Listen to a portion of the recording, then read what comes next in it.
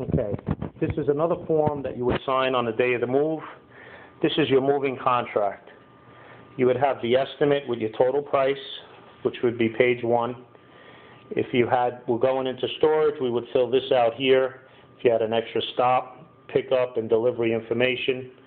Also, it's very important that you make sure that you don't have time restrictions. A lot of people get hung up with that. You need to check with your developments and your condos.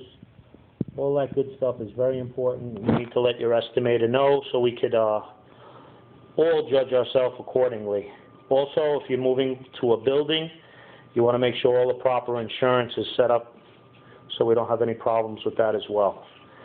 So you have, that's the first page. The second page is your packing. Everything is listed. You have here an inventory spot. Over here you have your waiving your right to an inventory if you elected not to have it, and then your evaluation coverage. Okay? Then you have the contract again. Most of this is pretty repetitive, but once again we tell you how many men, the truck. You'd have here the total charges, less your scheduling fee, and then the balance of the move. Once again, this form will be scanned and you can read it at your leisure. I'm just going through it with you fast. Again, this is the same thing to the contract. Your packing and so forth would be listed. Then you have the consumer disclosure form, which has here the method of payment, the total price, your evaluation choice, and then again, the 3 counties listed here, you know, where you can check out your mover in either Dade, Broward, or Palm Beach County. This is, once again, really good to do.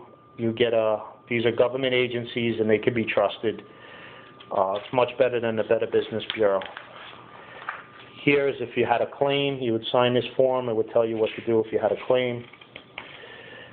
The next page is waiving your right to an inventory.